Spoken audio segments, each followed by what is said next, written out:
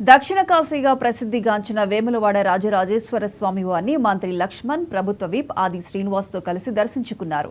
అర్చకులు పూర్ణ కుంభంతో మంత్రికి స్వాగతం పలికారు. మంత్రి స్వామివారికి ప్రత్యేక పూజలు చేసి మొక్కులు చెల్లించుకున్నారు. భగవంతుడు ఆశీస్సులతో తనకు మంత్రి పదవి దక్కిందన్నారు లక్ష్మణ్. సీఎం రేవంత్ రెడ్డి నేతృత్వంలో ఆలయాన్ని అభివృద్ధి చేస్తున్నామని ప్రభుత్వ విప్ శ్రీనివాస్ వెల్లడించారు.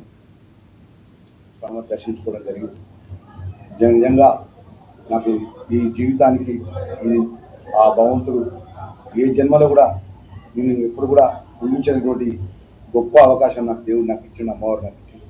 తప్పకుండా గౌరవ ముఖ్యమంత్రి వర్యులు ఏదైతే శాఖా పరంగా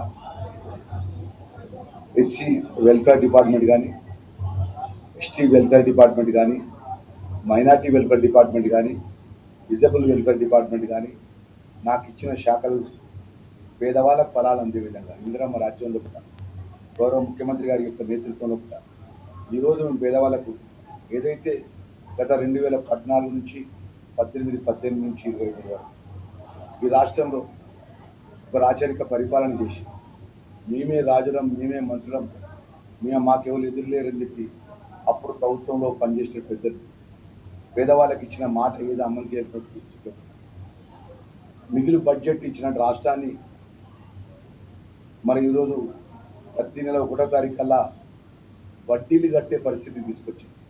కొత్తగా ఏర్పడ్డ ప్రభుత్వానికి వడ్డీలు చెల్లించే పరిస్థితి దృష్టికి తీసుకొచ్చి అప్పచెప్పినటువంటి ప్రభుత్వాన్ని గౌరవ ముఖ్యమంత్రి గారి యొక్క నేతృత్వంలో కూడా గౌరవ మంత్రివర్గుల శాసనసభ్యులు మేమందరం కూడా ప్రజలకు ఇచ్చిన మాట ఏదైతే పేదవాళ్ళకి ఇచ్చినటువంటి ఇందిరమ్మ ఇల్లు కళ సహకారం కానీ ప్రతి పేదవాళ్ళకి ఇందిరమ్మ ఇల్లు కట్టుకోవాలని, అదేవిధంగా సన్న బియ్యాన్ని పేదవాళ్ళకి అందియాలని, పేదవాళ్ళకు సంబంధించిన ప్రతి కుటుంబానికి ఉచితంగా 200 యూనిట్ల కరెంట్ ఇవ్వడం కానీ, మా మహిళా సోదరులకు ఉచితంగా బస్సు సౌకర్యం ఏర్పాటు చేయడం కానీ, దేనికోసమైతే తెలంగాణ రాష్ట్రాన్ని తెచ్చుకున్నాం నిరుద్యోగ యువకులు ఉద్యోగాలు కావాలనేటువంటి ఏదైతే వారి ఆలోచన తెలంగాణ రాష్ట్ర ఏర్పాటు విషయంలో వారి కష్టం, వారి యొక్క త్యాగం, నిరుద్యోగ యొక్క త్యాగం దైవ దర్శనానికి మొదటిసారి అమ్మవారిని స్వామివారిని దర్శించుకోవడం జరిగింది.